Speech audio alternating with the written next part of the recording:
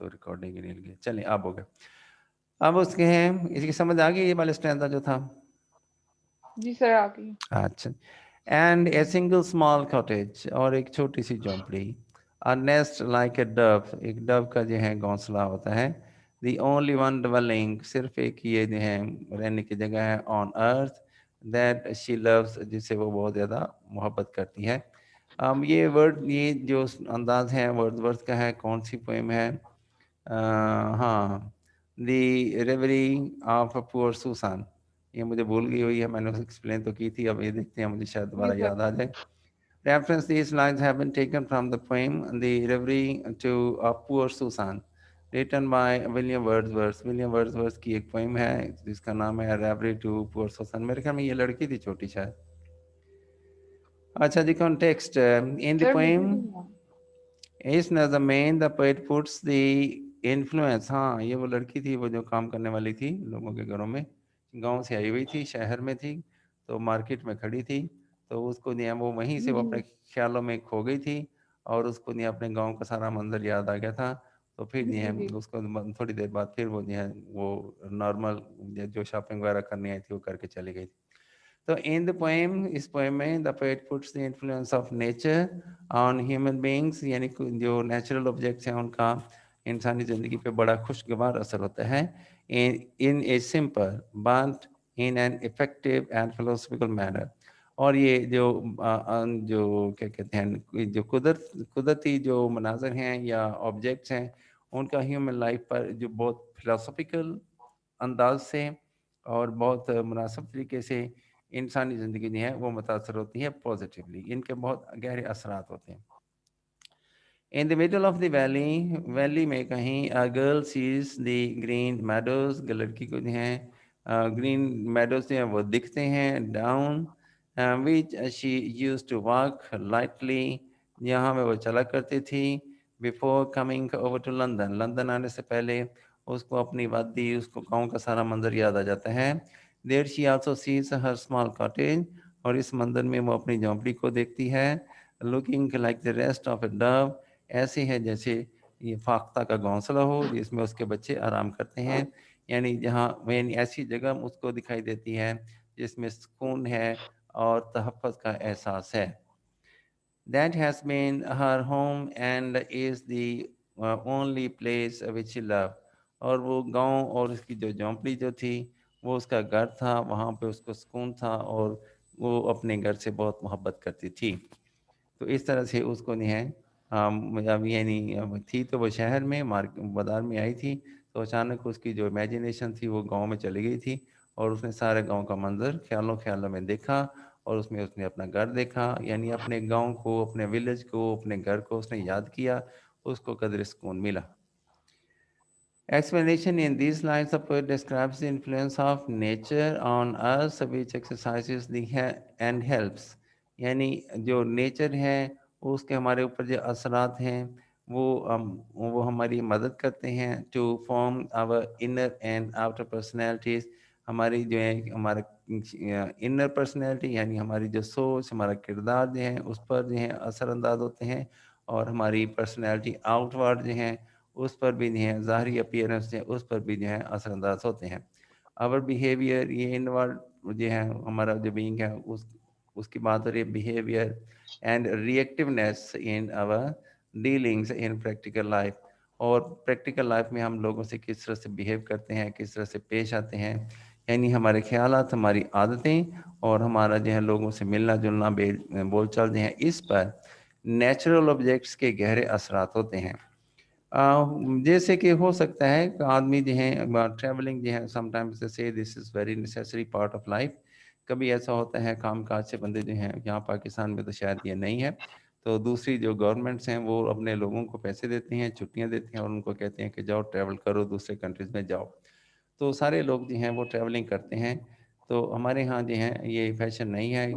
इसकी वजह शायद ये भी हो सकता है क्योंकि हम अपने जो हैं हमारे शहर गांव ख़राब तो बड़े हो ही गए हैं। तो अभी भी यहाँ पे लोग जो हैं जब छुट्टियाँ वगैरह होती हैं तो देहातों में चले जाते हैं, वहाँ जाके सेलिब्रेट करते हैं अपने जो है छुट्टियाँ वगैरह जो हैं। तो they have their life experience in खेतों वगैरह के करीब, जानवरों के करीब और ओपन ये नेचुरल एनवायरनमेंट में कुछ टाइम गुजार के, तो वो अपने को दे फील रिफ्रेश, वो अच्छा फील करते हैं। तो जो शहर में हमारे जो सिटीज़ में जो लोग रहते हैं वो दूर कहीं मरी वगैरह की तरफ साइड पे चले जाते हैं, या नारान खगान इस तरह के जो हमारे एरियाज़ हैं जहाँ पे नेचुरल ब्यूटी है, फ्रेशनेस है, तो लोग जो हैं वहाँ पे सैर करके आने के बाद वो फिर महीनों तक जो है वो अपने आप को तरोताज़ा फील करते हैं। तो nature has its positive and good effect. अगर कोई बंदा जो है कोई ज़्यादा देर तक वो ट्रैवलिंग नहीं करता तो उसकी ज़िंदगी जो है वो it becomes so boring as well. तो as in the case of कोर्स सोसन पुरसोसन के मामले में भी ऐसा ही है। Who has brought up in a village valley, bring up होता है परवरिश करना, हु वाज़ ब्रॉट अप जिसकी परवरिश हुई थी गाँव में, वादी में, फुल ऑफ ग्रीनरी जहाँ पे सब्ज़ा था, वेयर बर्ड्स हैं, परिंदे चहचहाते थे, where beauty of nature was in abundance, जहाँ पे नेचुरल ब्यूटी वाफर मिकदार में थी, अबंडेंस वाफर मिकदार। Up to the threshold for her lonely cottage, यानी इतनी ब्यूटी थी। थ्रेशोल्ड मेरे ख्याल में या तो कोई परिंदा है या कोई जगह है, ठीक है। जी फॉर हर लोनली कॉटेज, जहाँ पे उसकी जो है कॉटेज थी, यहाँ पे उसका घर था। द ग्रीनरी ऑफ मेडोज, यानी चरागाहों की जो सब्जा था, जब घास जहाँ पे उगती है, would have come rolling into it, सारी चीज़ें जो हैं इकट्ठी होके एकदम उसके दिमाग में आ गई थी। यानी अचानक ऐसा हुआ था कि सारी चीज़ें उसके विजन में आ गई थी। As soon as she would come out of her humble cottage, जो ही वो अपने मामूली से घर से वो जब बाहर निकलती, शी वुड फाइंड, ये फाइंड होगा, ये would find the pastors greeting her, ये फाइंड फाइंड नहीं है। तो वो देखती पास्टर्स जो है जी। उसको जो है चरागाहें मालूम होती, जैसे उसको सलाम कर रही हो, greeting her with her sparkling smile, अपनी जो है सर मुस्कुराहट के पैस्चर साथ। क्या है? पैस्चर यहाँ पे जो जानवर वगैरह जहाँ घास वगैरह खाते हैं ना, यहाँ पे काफ़ी ज़्यादा घास होती है, खुले मैदान, तो उसको पैस्चर्स कहते हैं। यानी हमवार मैदान होते हैं जहाँ पे घास उगाती है और जानवर वहाँ पे घास खाते हैं, तो दे आर पैस्चर्स, ग्रीन सरसब्ज ताज़ा फ्रेश घास होती है। जी तो she would find the pastures greeting her with her sparkling smile। तो हर जो है, ये वाला हर जो है ये लड़की है, और ये वाला हर हो सकता है नेचर है। तो यूं लग जब वो लड़की अपने घर से बाहर सॉरी निकलती, सर, एक वाला हेड लड़की है, दूसरा हेड कौन सा है? नेचर या कुदरती जो जी मनाज़र हैं उनकी तरफ उसका इशारा है शायद। तो वो जो हैं वो हो सकता है ये लड़की की स्माइल भी हो, लेकिन मुझे पढ़ने में लग रहा है कि ये शायद वो नेचुरल ऑब्जेक्ट्स हैं उनकी तरफ इशारा है कि वो मुस्कुराते हुए उसको सलाम करते हैं, ठीक है। जी दो मीनिंग हो सकते हैं, एक तो नेचर जो है मुस्कुराते हुए उसको सलाम करती थी, या दूसरा ये था कि नेचर जो है उसको सलाम करती और लड़की जो है उसका दिल खुश हो जाता और उसके मुंह पे होंठों पे मुस्कुराहट या फैल सर ये भी जाती। हो सकता है ना, लड़की नेचर को स्माइल करके देखती थी और हाँ, जब वो ऐसा भी कॉटेज के हो बाहर सकता है, निकलती। हो सकता है। को जब उसको नेचर जो है नेचुरल ऑब्जेक्ट्स जो है पैशर जब उसको सलाम करते तो वो उसका दिल खुश हो जाता, एंड शी फेल्ट स्माइलिंग। ये खत्म हो गए। जी ये भी एक और है, ये भी line, accursed be that tongue that tells me so, लानत हो ऐसी ज़बान पर। अब ये लाइनें जो हैं ये ली गई हैं उसमें से, क्या नाम है, मैकबथ में से, ठीक है, और दी गई हैं रेफरेंस टू द कंटेक्स्ट में। जी तो हो सकता है बाद में उन्होंने ये ऐड ना कर लिया हो, क्योंकि क्वाइट पॉसिबल था, आई वाज आल्सो फीलिंग कि ये लाइनें जो इस तरह की दी जा सकती हैं उसमें से। तो ये मैकबथ ने ये जो है अब इसका जो कॉन्टेक्स्ट वो ये है कि मैकबथ सर, जो है, इसके लिए मुझे पूरा वो पढ़ना पड़ेगा, मैं प्ले, नहीं, पढ़ने की क्योंकि कोई ज़रूरत नहीं है, वो आप उर्दू में पढ़ जैसे लें। पता चलेगा ये उर्दू मैक्स में से है कि उसमें से ग्लास ट्रांसलेशन में नेगरी में से कुछ पॉइंट है। ट्रांसलेशन उर्दू की उर्दू में ट्रांसलेशन पढ़ लेना, ठीक है। इंग्लिश में वर्ड समझ नहीं जी आएंगे, तो उर्दू में ट्रांसलेट, क्योंकि आपने प्लॉट पे कमेंट्री करनी है तो आपको जो है ये स्टोरी का पता होना चाहिए। आप उर्दू में इसको जो स्टार जो प्ले हैं उसको पढ़ लीजिएगा, या इसकी मूवी देख लें। इसकी मूवी जी उर्दू में भी है, उर्दू में भी इसकी ट्रांसलेशन यूट्यूब में आपको मिल जाएगी। वो जो है जी ये बेहतर है आप इसकी उर्दू में ही इसको देखें। तो ये जो है ये एंड पे जो मैकबथ जो है उसका मैल्कम से सामना होता है, ठीक है। और चूंकि मैकबथ के दिमाग में ये है कि उसको कोई ऐसा शख्स कत्ल नहीं कर सकता जिसको उसकी माँ ने जन्म दिया हो। तो ये जो है ये बात उसको विचेस ने बताई थी कि मैकबथ को शिकस्त नहीं हो सकती जब तक दरख्त चलना ना शुरू कर दें, या और एक निशानी ये बताई थी कि दरख्त चलना शुरू हो जाएंगे। दूसरी निशानी ये बताई थी कि जब तक उसकी लड़ाई किसी ऐसे बंदे से ना हो जिसको उसकी माँ ने जन्म ना दिया हो। तो वो कह उसके ज़हन में था ऐसा तो कोई दुनिया में होता ही नहीं। तो ये जो है अब ये है, अब वो उसको कहता है क्योंकि इससे पहले मैकबथ के हाथ से एक बंदा जो है वो मर गया है जिसने मैकबथ के साथ फाइट की थी। तो अब उसके बाद मैल्कम के साथ इसका मुकाबला हो रहा है। तो मैल्कम को मैकबथ ये कहता है कि तुम अपना टाइम वेस्ट कर रहे हो, मुझे तो ऐसा बंदा जो है वो मुझे नुकसान पहुंचा सकता है जिसको उसकी माँ ने जन्म ना दिया हो। और वो जो है मैल्कम उसको कहता है कि तू जो अपना ट्रस्ट जो है ऐसी चीज़ों पे तू छोड़ दे, ठीक है, तेरा बुरा वक्त आ गया है। कहता है तुझे ये जानकर शायद हैरत हो कि मैं ही मुझे मेरी माँ ने जन्म नहीं दिया था, यानी वो सर्जरी से तो ये सब ऑपरेशन से मतलब कह रहा है ना।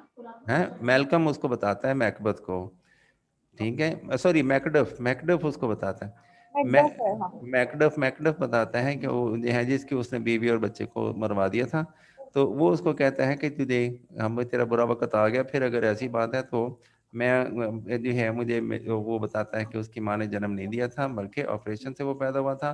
तो ये जो है उस बात पे वो मैकबथ उसको कहता है कर्स्ड बी दैट टंग, लानत हो ऐसी जबान पर, दैट टेल्स मी सो, जिसने मुझे ऐसा बताया, for it hath cowed my better part of man, ये इसने मेरे जो है जिंदगी के अच्छे वाले हिस्से को ख़त्म कर दिया है। यानी वो कह रहा था कि ये उसकी बर्थ जो है अननेचुरल है, और काश वो सुनता ही ना।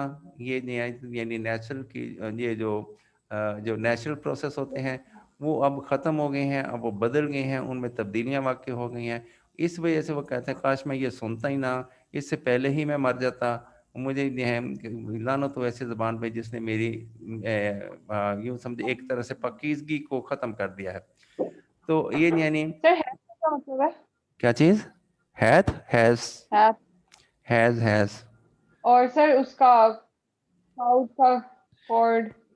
कोड माई बेटर, कोड के कुछ और मीनिंग भी हो सकते हैं, ठीक है। मतलब यहाँ पे उसमें शायद ख़त्म कर दिया है बेटर पार्ट ऑफ मैन, यानी एक अच्छे सच्चे आदमी का उसका जो ज़िंदगी का जो अच्छा वाला हिस्सा होता है वो ख़त्म हो गया है। तो फिर यानी एंड उस पे मैकबेथ का मर्डर हो जाता है ना। मैकडफ का नहीं होता, ये मैकबथ का होता है। मैकडफ के हाथों मैकबथ मारा मैकबेथ जाता का। है। हाँ, मैकबथ मारा जाता है। तो ये एंड मैकबथ की लाइफ की एंडिंग लाइन है, ठीक है। तो ये हम कह सकते हैं these lines almost are taken from the ending part of Macbeth's life. Macbeth की जो है जी। लाइफ की एंडिंग लाइन है। तो ये है कॉन्टेक्स्ट जिसमें हम बताना है कि सिचुएशन बतानी है कि ये हमने इन्हीं लाइनों की अभी ट्रांसलेशन नहीं करनी है, वो आगे कहीं आगे करें। So these lines have been taken from the play Macbeth by William Shakespeare.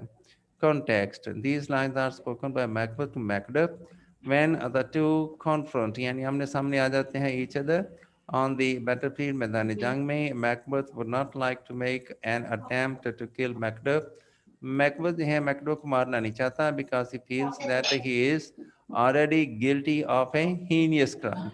वो महसूस कर रहा है कि उसने पहले ही अपनी ज़िंदगी में यानी क्राइम कर लिए हैं बहुत ज़्यादा संजीदा किस्म के। तो अब वो मज़ीद अपने खून अपने सर पे नहीं लेना चाहता।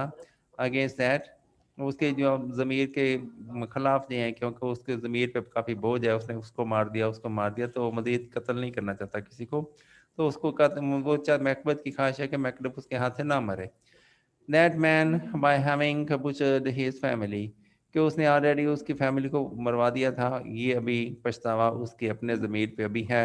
अब वो मैकडफ को भी मार दे तो ये जो है उसको ज़रा अच्छा नहीं लग रहा। But Macduff is bent upon fighting, लेकिन मैकडफ ने इरादा कर रखा है कि वो बदला ज़रूर लेगा। Because he would like to slay the butcher of his wife and children, क्योंकि वो यानी उस शख्स को जिसने उसकी बीवी और बच्चे को कत्ल किया था उसकी सारी फैमिली मार दी थी।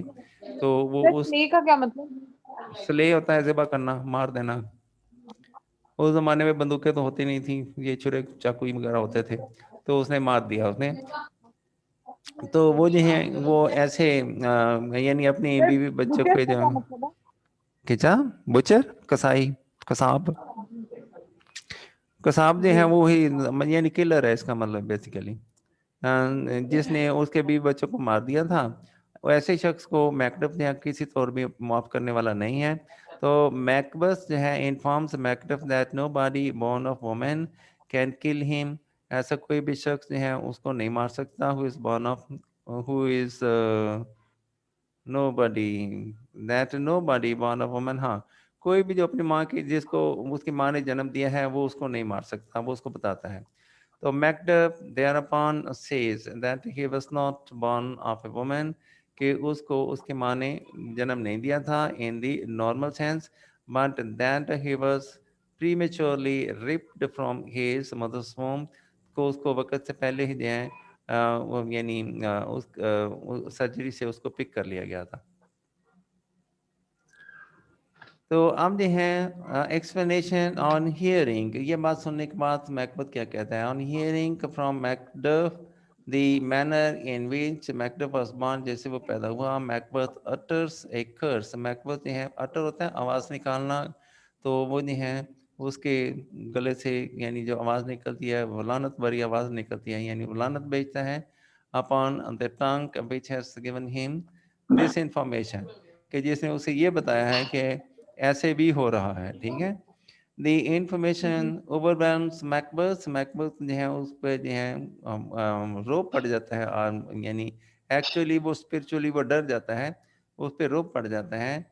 मैनली स्पिरिट, उसकी जो बहादुरी पर रोप पड़ जाता है, वो दब जाती है उसकी बहादुरी, ओवरवेल्म हो जाता है, गलबा पा जाना यानी वगैरह जो है।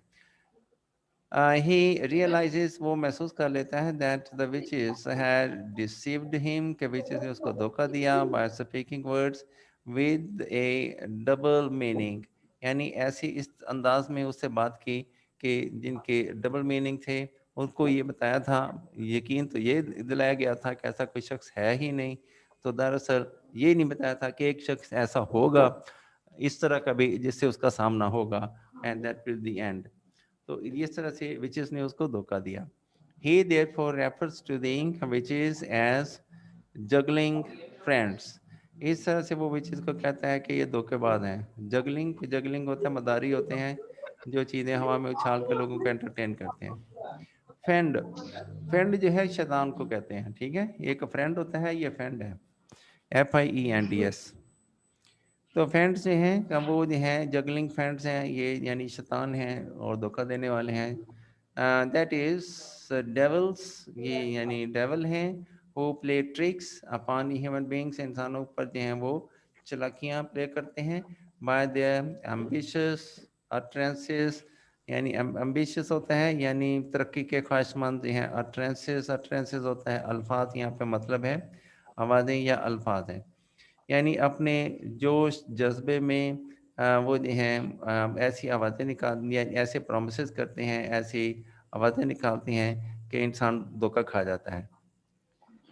The witches, says Macbeth, have, which Macbeth ही बताता है कि witches have kept their promise so far। अब तक तो witches ने अपना वादा पूरा किया, as their words, जैसे कि उन्होंने कहा था, interpreted in a literal sense, यानी बिल्कुल ऐसे ही ठीक ठीक जैसे जैसे कहा गया था वैसे वैसे literal sense, यानी वो क्या कहते हैं इसको जो है लुग़वी मायनों में, यानी जैसे कि डिक्शनरी में लिखा होता है, तो जैसे जैसे कहा था ठीक ठीक वैसे वैसे ही उन्होंने ये मैकबथ के साथ जो है ये जो उनके प्रॉमिसेस से वो ट्रू साबित हुए थे। तो अब जो हैं are concerned, so far as their words in a literal sense are concerned, but they have broken the promise so far as the hopes aroused by those words are concerned। अब जबकि उन अल्फाज से जो उम्मीद जो उसको मैकबथ को मिलती थी, ज़िंदगी की होप मिलती थी, अब वो जो शटर हो गई है, वो ख़त्म हो गई है। इस मामले में उन्होंने उसके साथ झूठ बोला था, यानी अब तक तो वाकई उसको दरख्त तो जब मैं पहले से उसने चलते हुए नहीं देखे थे, तो उसने दरख्तों को चलता हुआ भी देख लिया और उसने जो है ऐसे शख्स भी उसके सामने आ गया जिसकी कोई उम्मीद नहीं थी कि दुनिया में ऐसा भी कोई शख्स होगा। तो इस तरह से जी दोनों सिचुएशन में विचिस ने मैकबेथ को जो है वो धोखा दिया और उसके बाद जो है उस मैकबेथ का जो है इस तरह से एंड हो गया। अब draw the character sketch of Tom Wingfield in the play. ये देखिए ये क्वेश्चन सही है। मैंने पिछले वो जो क्वेश्चन में उसमें जो art of presenting a play जो था उसके बारे में काफ़ी क्वेश्चन दे दिया था। जी दैट वाज वेरी डिसअपॉइंटिंग। ऐसा क्वेश्चन नहीं देना चाहिए था, बल्कि ऑलमोस्ट इरेलीवेंट था, क्योंकि वो जो लोग हैं जो जिनका काम है फिल्म प्रोडक्शन या ड्रामा प्रोडक्शन जो है उनकी फील्ड से रिलेटेड क्वेश्चन था। अगर तो कोई ऐसा होता, कोई कोर्स ऐसा हो रहा होता जिसमें प्रोड्यूसर्स या एक्टिंग या ड्रामेटिक इफेक्ट जो है हमने स्टडी किए होते तो हमें फिर कहा जाता, तो देन हमारी कोई राय होती। वो बड़ा जो है मिसफिट क्वेश्चन था, ऐसा नहीं आना चाहिए था। एनीवे वो दे दिया गया था, वो शायद इसलिए कि स्टूडेंट अच्छा परफॉर्म ना कर सकें। तो ये ऐसा होता है, कभी कभी इस तरह के पेपर्स बनाए जाते हैं। अब उसमें जो है जो टॉम है उसके उसकी खसूसियात वगैरह के बारे में बताना है। दी ग्लास मैनेगरी में जो है बाय टेनेसी विलियम ने ये प्ले लिखा है। द नरेटर ऑफ दिस ये भाई मेमोरी मेमोरी प्ले, एक मेमोरी प्ले है, ये सारी बातें वो याद करता है। टॉम विंगफील्ड इज मेरे ख्याल पोटेंशियली से वही वाला क्रिएटिव। आंसर होगा जो हमने पिछले कल पढ़ा था। ये छोड़ दूं? देख लें, वही तो नहीं है? मुझे नहीं पता कि ये शायद है, क्योंकि मैं तो भूल गया हूँ कल मैंने क्या पढ़ा था। तो अगर ये सर पढ़ा, लेकिन ये डिफरेंट है थोड़ा। हाँ हो सकता है। ये वो करेक्टर है टॉम का, नहीं है टॉम के बारे में आप जो जानती हैं वो सारा लिखते जी हैं, बस दैट्स ऑल। उसका मिजाज कैसा है, उसके कपड़े कैसे दिखते हैं, उसकी हैबिट्स कैसी हैं, रिस्पॉन्सिबिलिटी कैसी है, सोचता कैसी है, ये सारी बातें जो इसमें आएंगी। नरेटिव जो है बताने सर वाला थोड़ा जो है। रीड आउट कर दो, इसमें उन्होंने हाँ मैं रीड आउट कर दूँ। थोड़ा इन्होंने ना डिफरेंट वर्ड्स यूज किया बस। अच्छा, द नरेटर यानी बताने वाला जो है ऑफ दिस मेमोरी प्ले, इस प्ले मेमोरी प्ले के बारे में, Tom Wingfield is the potentially creative character caught in a conventional and materialistic world। वो एक रवायती और अच्छा, यानी दुनिया परस्त लोगों में वो गिर जाता है। मटेरियल है यानी ऐसी मादी चीज़ें, दुनिया। मादी दुनिया, ठीक है। तो he is desperately unhappy, desperately यानी मायूसकुन हद तक कोशिश करते हुए, ही इज जी डेस्परेटली अनहैप्पी, वो खुश होने की कोशिश कर रहा है बट ही इज अनसक्सेसफुल है in his shoe warehouse job and yet. वो जो है यानी बेबस है, तो ये जो शू हाउस फैक्ट्री में काम करते हुए फ्रस्ट्रेटेड, परेशान। In his poetry a throwback to Williams' own 2 year sir, stint। In poetry का क्या मतलब? किसका? इन हिज पोइट्री क्या मतलब? हो सकता है उसने पोएट्री लिखी हो, आई एम नॉट श्योर, ठीक है, क्योंकि प्ले जी में हो सकता है उन्हें कोई ऐसी कोई दो नज़में भी लिख डाली हूँ, हमें नहीं पता वैसे। तो फर्स्ट अब अपनी जो पोएट्री है तो अपने रवैये में वो नहीं है, वो बताता है कि वो फर्स्ट परेशान है। Throwback to Williams own 2 year stint at the International Shoe company.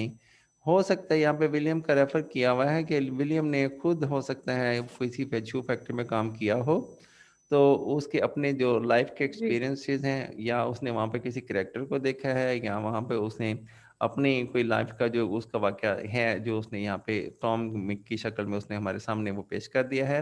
Where his father was the sales manager, जहाँ जहाँ उसका फादर जो है वो हाँ ये विलियम है, एक फैक्ट्री जहाँ पे इसका फादर सेल्समैन था, इसने वहाँ पे कुछ काम किया था। तो वो जो है अपने फीलिंग्स जो हैं वो टॉम के ज़रिए से वो हमारे सामने वो पेश करता है। Since Tennessee William had undergone a similar harrowing experience। Harrow होता है यानी हल चलाना खेतों में जो है वगैरह इस तरह होता है, यानी मुश्किल काम। तो टेनेसी विलियम जो है इस मुश्किल काम में से, इसी तरह के मुश्किल काम में से, तजर्बे में से गुजरा था इन इज यूथ, अपनी शुरू के लाइफ में। He speaks through Tom, Tom Wingfield के जरिए वो सारी बातें बताता है about the afflictions of the machine age. तो मशीनों की का जो ज़माना था उसकी जो परेशानियां हैं वो टॉम विंगफील्ड की शक्ल में हमें बताता है। बिलीविंग दैट, ये सोचते हुए मैनी लाइक हिमसेल्फ, उस तरह के बहुत से लोग आर पोएटिक, वो शायराना मिजाज के होते हैं, रादर दैन मैकेनिस्टिक, बजाय इसके कि वो मशीनों से प्यार करें। बाय नेचर, आदतन फितरतन लोग जो हैं वो आज़ाद ख्याल होते हैं, ना कि वो मशीनों से बंधे होते हैं। एंड टेम्परामेंट, यानी अपनी फितरत, आदत फितरत मिजाज के हवाले से वो लोग जो हैं वो शायराना मिजाज के होते हैं, ना कि वो मशीनी मिजाज के। He considers surrender to the machine, यानी मशीनों से शिकस्त खाना। सरेंडर होता है शिकस्त तस्लीम कर देना, यानी आगे झुक जाना, मशीनों के सामने झुकना। A perversion, perversion of man's nature, यानी इंसानी नेचर के खिलाफ बात। परवर्स होता है खिलाफ, अनईजी ये है सिचुएशन है। He is sir escape. Stint का क्या मतलब है? किसका बेटा? STINT stint. देख लेना, कोई खास मतलब नहीं है, कोई रेलेवेंट एक वर्ड गुजरा है, मैंने देखा है, ठीक है, तो देख लेना इसका सर क्या मीनिंग। हार्विंग का क्या मतलब है? Harrow, HARROT। Harrow, harrow, harrow, harrowing. Harrow होता है यानी खेत चलाया जाता है ना, तो उसमें हल जब चलता है तो लाइनें सी बनती हैं, उनको हैरोइंग कहते हैं, ठीक सर है। इसका क्या मतलब? हैरोइंग एक्सपीरियंस था उसका। मुश्किल एक्सपीरियंस ऑफ लाइफ जो है, ठीक है। तो ये है कि खेतों में जो हल चलाए जाते हैं तो ये मशक्क़त वाला काम होता है। तो सर वो एफ्लिक्शंस का क्या मतलब है? अफ्लिक्शन, तकलीफ देने वाला प्रोसेस जो है, अमल, तकलीफ दे बात, जी। ठीक है। तो कंसीडर्स, वो शायद ये वो जो विलियम जो है वो ये बताता है, हालांकि विलियम ने उसने अपने जो ज़ाती एक्सपीरियंस जो हैं वो इसमें शो किए हैं कि कुछ इररेलेवेंसी है, हमें कि इसकी ज़रूरत तो नहीं है। I am not very much impressed by this, कि विलियम के अपने एक्सपीरियंसेस जो उसने टॉम के थ्रू जो उसने पेश किए हैं, तो ये जो हैं कुछ 20% रेलिवेंट हैं, 80% तो ऐसे ही हैं। तो ये सिर्फ ये बताने के लिए कि मैं बहुत पढ़ा लिखा हूँ, मुझे जो है राइटर के बारे में भी सब कुछ पता है, तो ये एक एक्सप्रेशन जिस तरह का ऐड किया गया है। लेकिन हमें फोकस करना चाहिए टॉम को, टॉम क्या सोचता है, टॉम क्या कहता है, टॉम की आदत क्या है, उसको फोकस करना चाहिए। Anyway, he is escape heartless दो जी। इट मे सीम, अगरचे कि वो जो छोड़ जाता है सबको, घर वालों को छोड़ जाता है, तो अगरचे यूं महसूस होता है जैसे कि उसने जुल्म किया हो, ना ठीक किया हो, ए mercilessness हम उसको शायद फील करें, is a necessary and wholesome measure of self preservation, यानी अपनी ज़ात को बचाने के लिए ज़रूरत बन जाती है। कभी कभी ऐसा होता है कि हमने जिनको बचाना होता है उन्हीं के लिए जो है हम उनसे दूर चले जाते हैं। तो ऐसा जो है ये नेसेसरी है इस मटेरियल वर्ल्ड में, कि बहुत अक्सर ऐसा होता है कि हमें बहुत कुर्बानी देनी पड़ती है, यानी अपने रिश्तों से भी दूर हमें रहना पड़ जाता है। तो ये ऑलमोस्ट आजकल की ये मशीनी दौर की ये हैं मुश्किल फैसले ये करने पड़ते हैं। तो Tom is free spirit, Tom जो है वो मजाजन आज़ाद, यानी आज़ाद है मजाज के हवाले से, यानी इतनी बंदिशों को कबूल करने वाला नहीं है। Who has had to curb his wings, उसको जो है अपने पर जो है वो काटने पड़े हैं। कर्ब होता है तोड़ देना, थका, हमने उसको अपने पर तोड़ने पड़े हैं। By working at A dreaded and disliked job, वो जो जॉब कर रहा है वो उसके लिए ड्रेडेड है यानी खौफनाक जॉब है, वो डिसलाइक्ड है, ऐसी जॉब है कि जिसको वो पसंद नहीं करता। In the warehouse of the Continental Company, Continental Company का वेयर हाउस है जिसमें वो जॉब कर रहा है। He hates that job, he dislikes that job, वो नहीं बल्कि ही इज रादर वो तो ड्रेडेड जो ऑफ दैट कंपनी में जॉब काम ऐसा। कर रहा है। हाँ, कोई कंपनी का नाम है कॉन्टिनेंटल कंपनी, उसमें वो काम करता है, ठीक है। तो अब ठीक है। ये हो सकता है ये शू फैक्ट्री ही हो, जैसे कि वो हमने ऊपर पढ़ा है। जी। तो ही हैज़, हाँ ये जो है ही सेंटेंस, जब आप पैराग्राफ स्टार्ट करते हैं तो इसको प्रोनाउन से स्टार्ट नहीं करना चाहिए, यहाँ पे बताना चाहिए ही कौन है। अगर तो ये टॉम है जी। तो हाँ यहाँ टॉम लिखना चाहिए, उसके बाद आप टॉम जी। के लिए ही यूज़ कर लें, ठीक है कि नहीं। तो ये एक जी। टेक्निकल बात है जो मैंने आपको बताई है, ऐसे यहाँ पे टॉम लिखा हुआ है। तो जब आप नया पैराग्राफ स्टार्ट करते हैं तो कभी भी उसको जो शुरू में या पहली लाइनों में जब तक कि आप किसी को प्रॉपर नाउन यूज़ नहीं कर लेती, आप जो है प्रोनाउन यूज़ नहीं करना चाहिए। Pronouns are followed by proper noun, पहले प्रॉपर नाउन होता है, उसके बाद हम जो है प्रोनाउन यूज़ करते हैं। तो प्रॉपर नाउन तो है ही नहीं अभी, तो शुरू में जो है प्रोनाउन जो है, तो ये ठीक नहीं है। हो सकता है एग्जामिनर को जो बात मैंने बताई या ना पता हो तो वो माइंड ना करे, लेकिन जिसको पता है वो इसको नोट ज़रूर करेगा। जी। He has his own independent world, उसका अपनी एक आज़ाद दुनिया है, composed of those things he considers important, उसके नज़दीक उसकी अपनी कुछ चीज़ें हैं जो important होती हैं। His poetry, हाँ, वो शायराना मिजाज है भाई। वो जो है वो शायरी करता है, उसकी शायरी में उदासी का जो है वो अंसर पाया जाता है। His dreams, उसके अपने ख्वाब हैं। His freedom, उसकी अपनी एक आज़ाद मजाजी है। His adventure, उसकी अपनी जो है क्या कहते हैं मुश्किल काम जहाँ जोखों में डालने की आदत है उसको। एंड हिज इल्यूजन, और उसकी अपनी इल्यूजन होता है यानी ऐसा कोई ख्याल जो कि हकीकत ना हो, ठीक है, उसको इल्यूजन कहते हैं। वो यानी उसकी अपनी यहाँ पे एम्स समझ लें, उसके अपने एम्स हैं, उसके अपने मिशन हैं जिनको वो फॉलो करना चाहता है। ऑल दीज थिंग्स, ये सारी चीज़ें are in direct opposition to his mother's world, ये सारी चीज़ें उसकी मदर की दुनिया में नहीं है, अपोजिट है उन सब के साथ हैं। But Tom's conflict is, Tom की जो परेशानी ये है, is between his own world and the world of reality. वो एक तरफ तो उसके उसकी अपनी एक दुनिया है, और एक तरफ जो है वो यानी रवाजों की दुनिया है, जहाँ पे जो कुछ होता है रस्में रिवाज होते हैं, एक तरफ वो दुनिया है। तो वो जो है आप दोनों में से एक जो है को रखना रखना चाह रहे हैं, तो ना वो एक इधर वाली दुनिया रख रहे हैं, ना वो दोनों, उसके हाथ से दोनों दुनिया जो है वो निकल जाती हैं, ना वो इधर का ना उधर का। तो वो जो है वो जो उसकी आइडियल वर्ल्ड है उसको तो छोड़ नहीं सकता, और जो प्रेजेंट वर्ल्ड है उसमें वो रह नहीं सकता। तो this is the tragedy. A clip of the old block, a chip off the old block, ठीक है, ये मुहावरा है, a chip off the old block, शायद कदामत पसंदी को कहते हैं। टॉम रिजेंबल्स हिज फादर, हाँ, chip off the old block यानी बस एक ही तरह का आदमी, यानी बिल्कुल अपने बाप जैसा होने की वजह से। Tom resembles his father in several respects, Tom जो है अपने बाप से बड़ी मुताबिकत रखता है।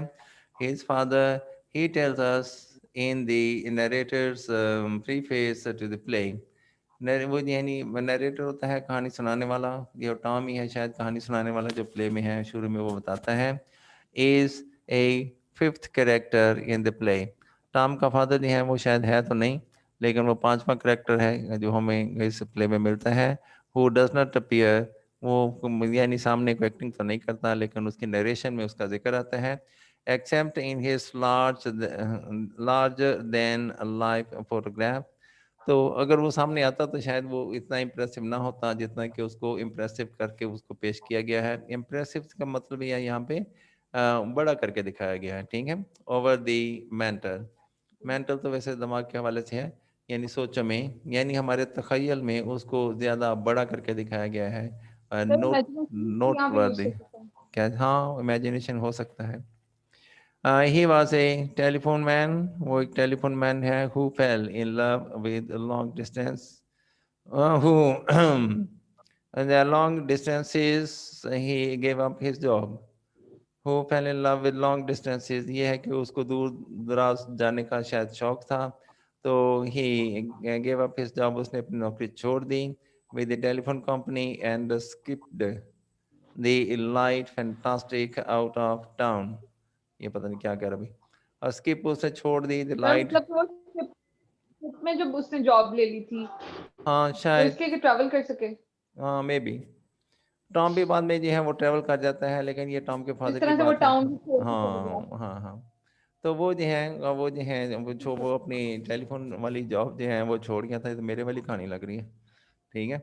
तो I was in the past I also served in the telephone department and I you see give up, I resigned from my service and I went to some other countries, I travelled, I like to travelling.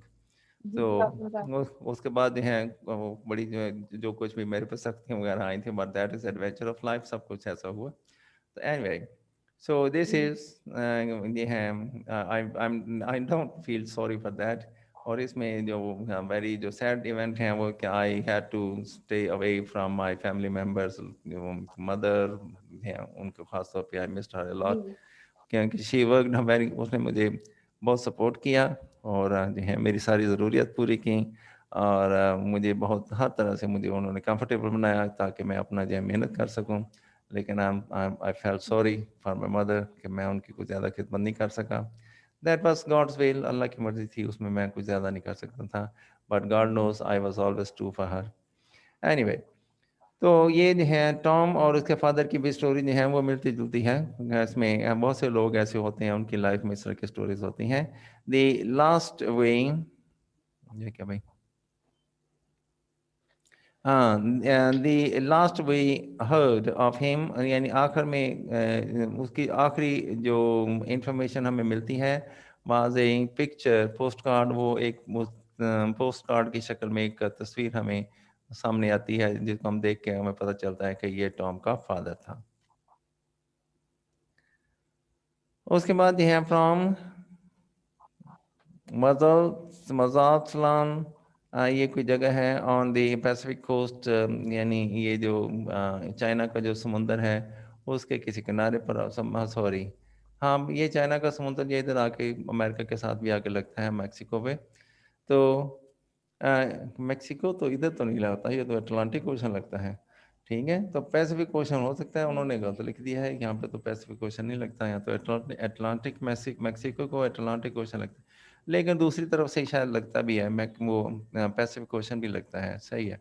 यानी अगर Japan की तरफ से हम America जाते हैं तो Brazil की के पास जो इनका जो समुंदर है वहाँ पे, यानी अटलांटिक ओशन और इसके पैसिफिक ओशन पे एक ब्रिज बना हुआ है, तो उसके करीब ही है मैक्सिको, वहाँ पे भी है, सही है। वो पैसिफिक कोस्ट जो है, यानी उस यानी ये मैक्सिको के वेस्टर्न साइड पे कोई होगी, कोई साहिल होगा, वहाँ पर एक उसकी तस्वीर दिखाई देती है। और ये Mexico that is far from England, England से बहुत दूर है और अमेरिका के साथ है मैक्सिको, ये जो है तो that's a long distance across the sea. ये जो है उसका फादर पहुंच गया है नेचुरली वेरी फार अवे, तो containing a message of two words, उसमें ये लिखा है हेलो गुड बाय। वहाँ से उसने एक लेटर लिखा या पोस्ट कार्ड भेजा, जिसने, अब उसको खुद भी नहीं समझ आ रही थी वो क्या कहता, तो उसने हेलो कहा कि मेरे दिल में तुम सब के लिए मोहब्बत है। गुड बाय, गुड बाय का मतलब है I am sorry, I am not able to help you a lot, कुछ ज़्यादा नहीं कर सका।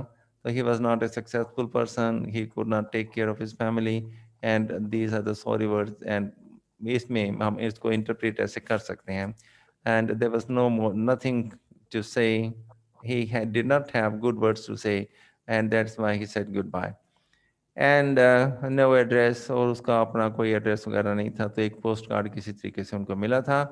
I am like my father, Tom tells him, Tom जो है वो कहता है मैं भी अपने बाप जैसा ही हूँ। He tells him O'Connor, Connor को वो बताता है, जिम ओ कॉर्नर को बताता है, ठीक है। He tells him O'Connor, हाथ धो गया, हिम भी लिखा हुआ है, कॉर्नर भी लिखा हुआ है। The gentleman caller he has, हाँ जिम जिम जिम ओकॉनर था। जिम ओकॉनर था ना। हाँ ये जो हिम लिख दिया, और जी। जिम जिम होगा यहाँ पे, ये जे होगा। He tells Jim O'Connor the gentleman caller he has manage to bring home, ये वो जेंटलमैन था जिसको लारा के लिए वो घर लेके आया था। The bastard son of a bastard, वो कहता है मैं एक हरामी का बेटा हरामी हूँ, इस तरह से वो कहता है। यानी हमने जो है क्या चीज़, ये टॉम कह रहे हैं कि जिम कह रहे हैं? टॉम कह रहा है, टॉम, टॉम अपने आप को कह रहा है, अपने आप को लान से भेज रहा है कि मैं भी अपने मुझे अफसोस है कि वो भी अपने बाप जैसे है, उसके बाप ने भी तो ऐसे ही किया था, हेलो गुड बाय, बस ऐसे ही किया था उसने। तो ये भी नहीं है, वैसे ही कह रहा है, इसके पे सेम सिचुएशन में है, वो भी अपनी फैमिली को बस हेलो गुड बाय कह रहा है, ठीक है। सी हाउ ही ग्रीन्स, जी। और फिर जो है वो यानी दांत ग्रीन होता है, यानी खुशी का इजहार करना दांत निकालते हुए, ठीक है। किसी दुश्मन का नुकसान होता है जी। तो दुश्मन जो है वो दांत निकालता है, उस वक्त वो ग्रेनिंग होती है, यानी इस तरह से हंसना के दांत दिखें। And he has been यहाँ पे he has been absent going on 16 years. 16 साल से वो जो है वो absent है. Seeing how he grins. हाँ, ये जो है अपने फादर के पोस्ट कार्ड को देख के वो कहता होगा, ठीक है. वो कहता है मैं इसका बेटा हूँ, और पोस्ट कार्ड उसको देखता है, आप पोस्ट कार्ड को देखते हुए वो यानी नफरत से हंसता है. And he is been absent going on 16 year, यानी 16 साल हो गए उसने पीछे मुड़ के कभी नहीं देखा. तो आप कहता है मैं इसका बेटा हूँ. ये वो अल्फाज हैं, ड्रामे से लिए गए हैं. When Tom leaves, जब टॉम जो है वहाँ से जाता है, he escapes from a trap, वो एक जो है ट्रैप से भाग निकलता है. ट्रैप यानी शिकंजा जिसमें बंदा फंस जाता है, आके जाल, वो जाल से भाग निकलता है. A situation which is plainly अनएंड्योरेबल, जिस सिचुएशन में वो है वो एक ट्रैप है, ठीक है, वो एक जाल है जिसमें वो फंसा हुआ था. तो वो अनबियरेबल था. अनड्योरेबल, अनड्योरेबल मत अनएंड्योरेबल, अनबियरेबल, यानी वो जो उसकी जो परेशानी थी, तकलीफें थी, वो करना काबिल बर्दाश्त थी, और भाग निकला. देयर इज नथिंग हेरोइक, इसमें कोई बहादुरी वाली बात नहीं है. यानी वो जिम्मेदारियों से कोई फरार हासिल कर लिया उसने, तो ये कोई अच्छी बात नहीं थी. और इवन पॉजिटिव, ये पॉजिटिव नहीं थी. And challenging in his departure, यानी उसने कोई बड़ा चैलेंज भी कबूल नहीं किया था वहाँ से वो जाते हुए, ठीक है. But he is a part of the dilemma of his family. तो इसमें डिलेमा होता है, यानी कोई मुश्किल बात, यानी खौफ तारी करने वाली को बात डिलेमा, या ऐसी सिचुएशन जिसमें इंसान की होश काम नहीं करते हैं, उसकी इंसान को समझ नहीं आती कि वो क्या करे. तो यानी अकल जब जवाब दे जाती है, तो ऐसी सूरत हाल को हम डिलेमा कहते हैं. तो but he is a part of dilemma, वो जो है ऐसी डिलेमा का जो है हिस्सा है ऑफ हिज फैमिली, अपनी फैमिली का, यानी अपनी फैमिली की उन मुश्किलात का हिस्सा है जो जिसकी किसी को समझ नहीं आती, पजलिंग है. And he can not completely break free like his father. अपने बाप की तरह वो सब कुछ छोड़ छाड़ के भाग नहीं जाता है, फिर भी उसका लिंक जो है वो उनके साथ बरकरार रहता है, उसका एहसास रहता है, बिल्कुल वो जो है यानी स्टोन हार्टेड नहीं होता है. वेर एवर ही मे गो, जहाँ कहीं भी वो जाएगा, and where whatever he may do, जो कुछ भी वो करे, he will always be more faithful than he intended to be. तो हो सकता है उसका इरादा इतना फेथफुल रहने का ना हो, लेकिन still he will be more faithful to his family. यानी वो अपनी फैमिली को इंतहाई हद तक डिसीव नहीं कर सकता था, वो बताता है. Tom Wingfield has never been able to forget his life, अपनी ज़िंदगी को कभी भूल नहीं पाता है, स्पेशली द डेलिकेट चार्म, यानी उसकी जो दिलकशी है, and loveliness of his sister, और उसकी सिस्टर के लिए जो उसके दिल में प्यार है, वो उसको कभी भूल नहीं पाता है. ये हमेशा जो है वो याद रखता है, and he feels duty bound towards that. आगे क्वेश्चन नंबर 5 है, discuss the theme of illusion in the play the glass manner. अब इसका थीम जो है, इसकी बैकग्राउंड है, जो कुछ हमें वो दिखता है कि वो कैसे मनाजर हैं इसमें, तो वो थीम आ जाते हैं. थीम में होती हैं साउंड्स होती हैं, और बैकग्राउंड जो मनाजर होते हैं वो है इसमें थीम. तो भाई इसने जो है इल्यूजन की बात करें, थीम ऑफ इल्यूजन. इल्यूजन, तो वैसे नजर ना आने वाला जो है, हम इसमें देखते हैं कि इसको कैसे इल्यूजन को बयान करता है. इल्यूजन तो ऐसी चीज होती है जो रियल ना हो लेकिन दिखती हो, ठीक है, धोखा जिसे कहते हैं हम. No doubt a reader finds a number of themes, इसमें बहुत से थीम्स उसको दिखते हैं. Interacting with one and other, एक दूसरे से जो मुंसलिक होते हैं. एज अबाउट प्रॉब्लम्स, हाँ ये प्रॉब्लम्स हैं, ये थीम है, ये इल्यूजन है, ठीक है. एज अबाउट प्रॉब्लम से, जैसे प्रॉब्लम के मतलब हम कहें दी राइटर से, राइटर कहता है the problems wait for all. आप हर मसले मसाइल हर एक के लिए होते हैं. एट अवर डोर स्टेप, सही हमारे बिल्कुल करीब होते हैं, दरवाजे पे खड़े होते हैं. Who does not bear loss, कौन है जो नुकसान बर्दाश्त नहीं करता अपनी ज़िंदगी में. Who does not become a victim of hopelessness, कौन है जिसने कभी मायूसी को ना मायूसी का सामना ना किया हो. The playwright might have faced the same problems and elusiveness. तो शायर ने हो सकता है अपनी ज़िंदगी में ये इल्यूसिवनेस और क्या कहते हैं उसको, प्रॉब्लम्स को अपनी ज़िंदगी में फेस किया हो। इल्यूसिवनेस जो होते हैं यानी ऐसी चीज़ें जो इंसान को गुमराह करती हैं, वो दिखती तो हैं लेकिन रियल नहीं होती हैं, यानी ख्याल, एम, जी। मिशन, होप, ये सारी बातें हैं। द सेम काइंड ऑफ तो गुमराह फेलियर्स, कर देती हैं। मतलब गुमराही होता है जब वो रियल में होती ही नहीं है, ठीक है कि नहीं? जैसे जी। इसकी एक आम हमारे यहाँ उर्दू में एक मिसाल है, शराब एक होता है, जी। मैं इंग्लिश वर्ड मुझे भूल गया है, वो ऐसा है कि सहरा होता है, उसमें दूर इंसान को पानी दिखता है लेकिन वो होता नहीं जी, है। मुझे तो बताइए। वो इल्यूजन होता है, तो वो जो इंसान को बहकाता है अपनी तरफ, तो वो इल्यूसिवनेस होता है, यानी उसका बहकावा होता है।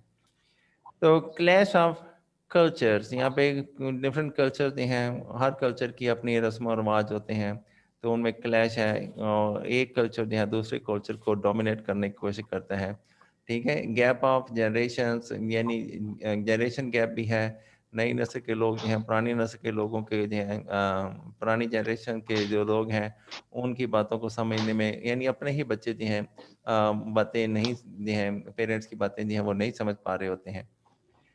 कोलैप्स ऑफ ह्यूमन रिलेशनशिप, अब ये जो है फैमिली सिस्टम जो है वो ब्रेक होता जा रहा है, and futility of human life, और इंसानी ज़िंदगी जो है वो बेमकसद होती जा रही है, फ्यूटिल होती जा रही है, कम अहम होती जा रही है। एक्चुअली ये हुआ यूँ है कि जहाँ पे यूरोप अभी खड़ा है, ठीक है, जहाँ पे हम हैं इस वक्त, किसी ज़माने में यूरोप भी ऐसे हुआ करता जी। था, वहाँ पे भी रिलेशन होती थी, फैमिली होती थी, उनके अपने रस्म रिवाज हुआ करते थे, यानी इंसान की एक अहमियत होती थी, वो जो है वो चलते जाते थे, यानी इंसानियत सबसे बड़ा जो है वो एक सिस्टम ऑफ लाइफ था, और इसके अगेंस्ट जो है बाकी कोई भी जो हम कहें कि असूल कानून जो हैं उनके कोई मायने नहीं होते थे।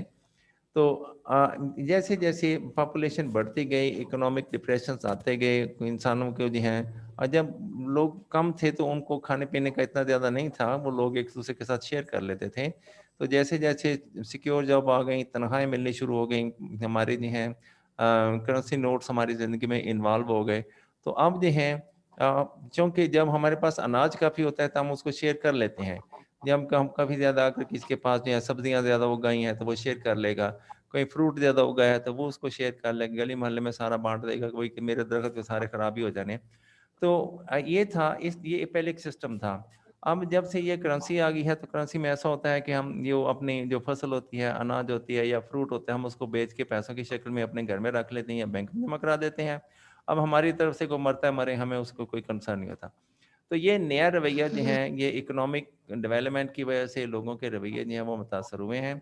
हमारे यहाँ मुझे याद है कि जब मैं बहुत 5 क्लास में पढ़ता था, तो मैं गाँव में चला गया, तो वहाँ पे कोई पैसों-वैसों का कोई रिवाज ही नहीं था। मुझको दुकान पे जाना है, कोई चीज़ लेनी है, तो बस घर से ले जाएँ, चावल ले जाएँ या गंदम ले जाएँ तो उसको दे दें, और वहाँ से जो चीज़ चाहिए ज़रूरत की वो वहाँ से सुई धागा वगैरह यानी वो बार्टर ले। सिस्टम चलाता था ना? बार्टर सिस्टम कहलाता था, तो हम चीज़ों के बदले में चीज़ें जो हैं वो कर लेते थे। तो उसमें ज़्यादा जो हैं वो हम जो हैं सेफ्टी थी, सिक्योरिटी थी, और एक-दूसरे के लिए जो है वो था। यानी अगर किसी को इंतहाई ज़रूरत है और उसके पास गंदम नहीं है, तो वो कह सकता है यार मेरे घर में गंदम नहीं है, मुझे ये मुसीबत पड़ गई है, मेरी हेल्प करो। तो वो हो सकता है, वो हेल्प हो जाती। बल्कि ऐसा भी होता था कि वो जो बाल काटने वाले हैं ना, हजाम जो था उसके पास चले जाते तो वो हमारे बाल वगैरह काट देता। हमने कभी पैसे ही नहीं दिए थे। तो जब बाद में गंदम जो है वो रेडी होती, तो फिर उस वक़्त जब अनाज आता तो हम वो उसमें से यानी ले लेते। यानी जब वो जो फसल जो है तैयार होती, जब वो काटते हैं, तो उस वक़्त यही लोग जो हैं, जो खिदमतगार जिन्हें हम कहते हैं, तो वो वहाँ पे बल्कि अनाज को समेटने में भी हेल्प करते, तो उस तरह से उनको उनका शेयर भी मिल जाता। तो ये एक सिस्टम था। अब ये चूँकि उसके बाद लोगों ने ये गोल्ड की तरफ आ गए और हमारे जो है करेंसी नोट्स की तरफ आ गए, तो वो जो है ये हमारी जो अटैचमेंट थी, जो रिश्तेदारियाँ थी, जो वो सारी जो हैं वो आहिस्ता-आहिस्ता ख़त्म होती गईं। तो अभी और अभी ये देखें, प्रीवियस जनरेशन को 20-30 साल पहले लोगों के जो हैं वो घर हुआ करते थे। वो उनके वो लोग फैमिलीज़ इकट्ठी रहती थी, घर से लोग ज़्यादा दूर नहीं जाते थे। क्योंकि बहुत ही कम होता था कोई हवाई जहाज़ पे बैठ के किसी दूसरे कंट्री, दूर दराज के कंट्री में चला जाए, बहुत ही कम सुनने में मिलता था। अब ऐसा नहीं है, अब बहुत अक्सर जो है लोग जो हैं इंडिपेंडेंट हो गए हैं अपने तरीके से, उन्होंने ये छोटे सर्कल से बाहर निकल आए हैं। एक वजह तो उसकी ये भी थी, जो अमीर था वो अमीर ही रहता, जो गरीब था वो गरीब ही मर जाता। तो अब एक वे आउट, करेंसी के आने से एक वे आउट ये मिला है, तो गरीब जो है उनको एस्केप मिल गया है। अब बहुत ऐसा होता है कि ये वही जो काम करने वाले जो होते थे, उनके बच्चे बाहर चले गए हैं, वहाँ से वो इतना पैसा भेजते हैं कि शायद वो जो है उनके जो लैंडलॉर्ड है जिसकी ज़मीनों पे वो काम करते थे, उसको भी शायद इतने पैसे नसीब नहीं होते। तो अब उन्होंने अपने घर तो उनके घरों से बेहतर बना लिए हैं, ठीक है?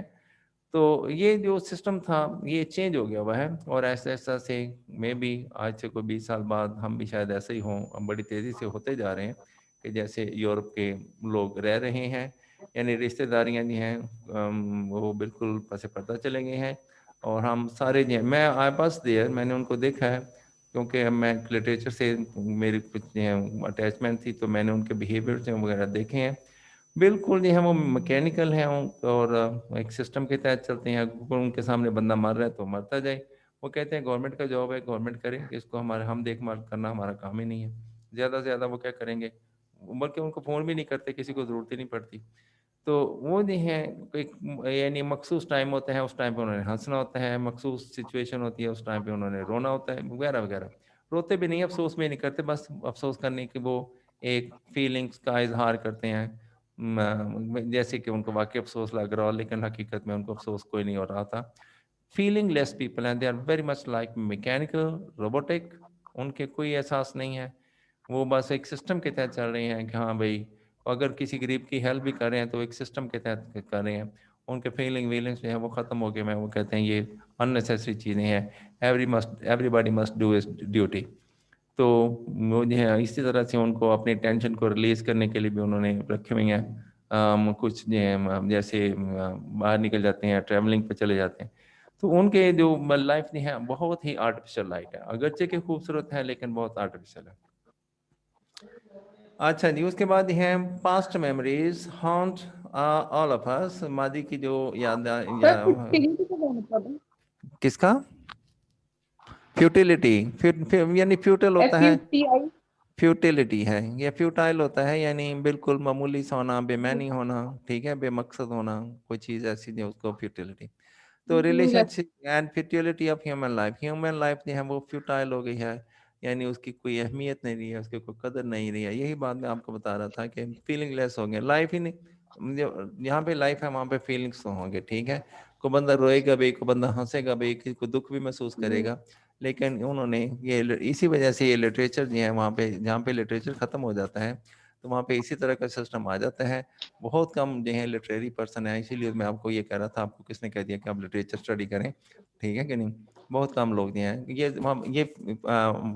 मेरी भी ये परेशानी है, मेरे भी रिश्तेदार वगैरह हैं, तो मैं चाहता हूँ कि मैं उनको मिलूँ, चेज़ करूँ, मैं उनको बहुत अक्सर कहता हूँ कि कभी-कभी बैठा करें, कोई चाय का कप पी लिया करें, वैसे ही। ज़रूरी नहीं कि हम जब भी किसी से मिलते हैं, कोई मकसद लेके मिलते हैं।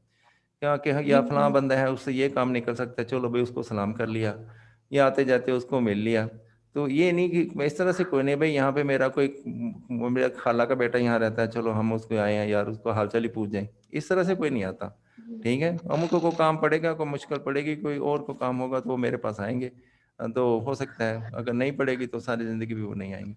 तो ऐसा नहीं होना चाहिए, इंसान के साथ मरना-जीना भी होता है, और ज़रूरत पड़ती रहती है।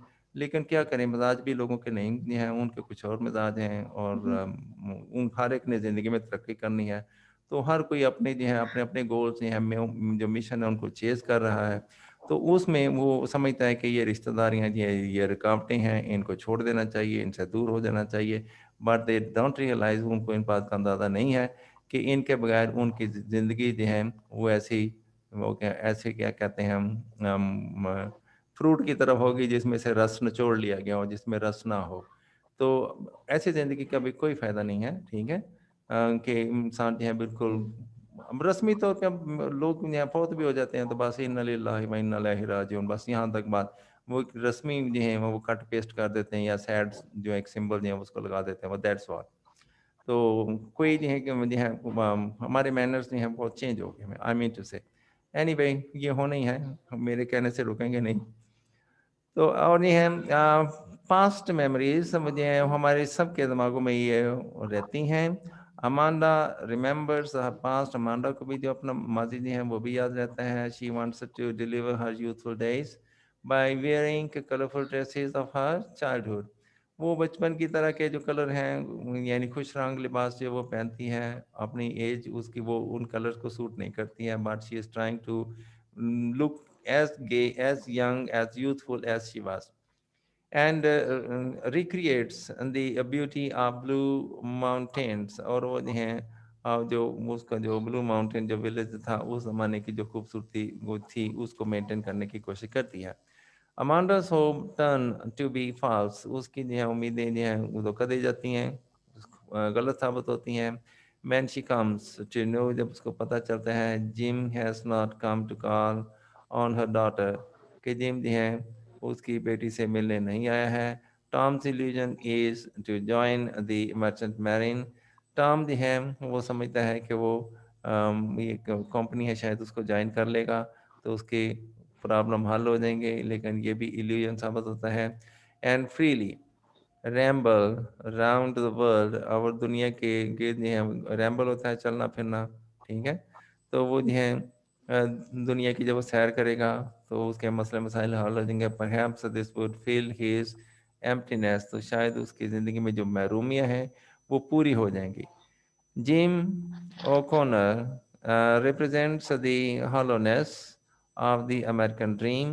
जिम ओकॉनर जो हैं वो यानी अमेरिकन ड्रीम को रिप्रेजेंट करता है। हॉलोनेस यानी उसका गलत साबित होना, यानी बेमैनी होना, कम अहम होना या गलत होना, इसको वो रिप्रेजेंट करता है।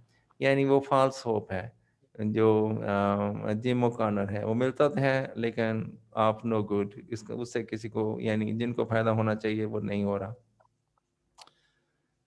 ओके उसके बाद है हम देखते हैं यहाँ पे Laura, she can not fight against the harsh world of American competition. American जो ये मुकाबलेबाजी जो है अमेरिकन में जो आगे बढ़ने का, तरक्की करने का जो मुकाबला है, आगे निकल जाने का, उसमें अमांडा जो है, लॉरा जो है वो बिल्कुल क्रश होकर रह गई है, ठीक है, वो पीछे रह गई है, शिकस्त खुर्द हो गई है। शी रिकॉन्साइल्स, वो मफामत कर लेती है विद हर अलूफनेस, अपनी तन्हाई के साथ, एंड मुफाहमत से क्या मतलब? लोनलीनेस। मफाहमत यानी उसकी एग्री कर लेती है कि मान लेती है, अपनी शिकस्त को मान लेती है और वो डिसाइड कर लेती है कि उसे अलूपनेस से क्या मतलब है? तन्हाई, अकेलापन, वो अपने लोनलीनेस। अकेलेपन, हाँ लोनलीनेस और अकेलापन एक ही चीज़ है। तो वो जो है उसके साथ एग्री कर लेती है, ठीक है मुझे दुनिया एक्सेप्ट नहीं करती, मैंने तो ऐसे ही शायद ज़िंदगी गुजारनी है, मैं ऐसे ही रह लूँगी, कल ही रह लूँगी, ठीक है। शी नोज, वो जी। जानती है, she is bound to fail, कि वो जो है नाकाम होने कि उसने वो उसको उसको यकीन हो गया है कि उसने कामयाब होना ही नहीं है, ठीक है, जो कुछ भी कर जी। ले। तो ये उसका यकीन जो है ये फाल्स है, इस यकीन पे उसने कोशिश करना छोड़ दी थी, ये गलत, ये इसका रवैया ठीक नहीं था। हम इस पे कमेंट कर सकते हैं कि उसको ऐसा नहीं सोचना चाहिए था। और वो अपनी ज़िंदगी में कोई भी शख्स इस कदर नाकाम नहीं होता। नाकामी जो है हमारे फीलिंग्स हैं, हमारे ख्यालात हैं, जिनको लेकर हम चल पड़ते हैं, तो उसको ऐसा नहीं सोचना चाहिए था। फॉर एग्जाम्पल इसको चलने फिरने में दुश्वारी थी तो हो सकता था ये एक अच्छी आर्टिस्ट बन जाती, अच्छी टाइपिस्ट बन जाती, उसमें तो पाँव का कोई काम नहीं था। अच्छा अच्छी कुक बन जाती, अच्छी एडवाइज़र बन जाती, ठीक है। तो ये बहुत सी ऐसी फील्ड थी जिनमें वो काम कर सकती थी, बट उसने कहा नहीं मैं तो नाकाम हूँ, वो जाती मुजस्मे ले आती। तो ये एक्चुअली बहुत हद तक ये हाईलाइट किया है हमारी जो एक ऐसी साइकोलॉजिकल इशू जो कि मुकम्मल तर हमारी लाइफ को जो है वो क्या कहते हैं पकड़ लेता है, रोक लेता है, और हमें तरक्की नहीं करने देता, बल्कि हमसे हमारी जो फीलिंग्स जो हैं, हमें हौसला हिम्मत हमसे छीन लेता है। तो ये एक साइकोलॉजिकल इशू है। और हमें इस तरह के लोग कुछ हैं, मैंने बताया आपको कोई भी शख्स है इंतहाई हद तक परफेक्ट नहीं होता, अल्लाह ताला की ज़ात ही है, हर एक में कुछ ना कुछ कोई ना कोई कमी कमीशी रहती है।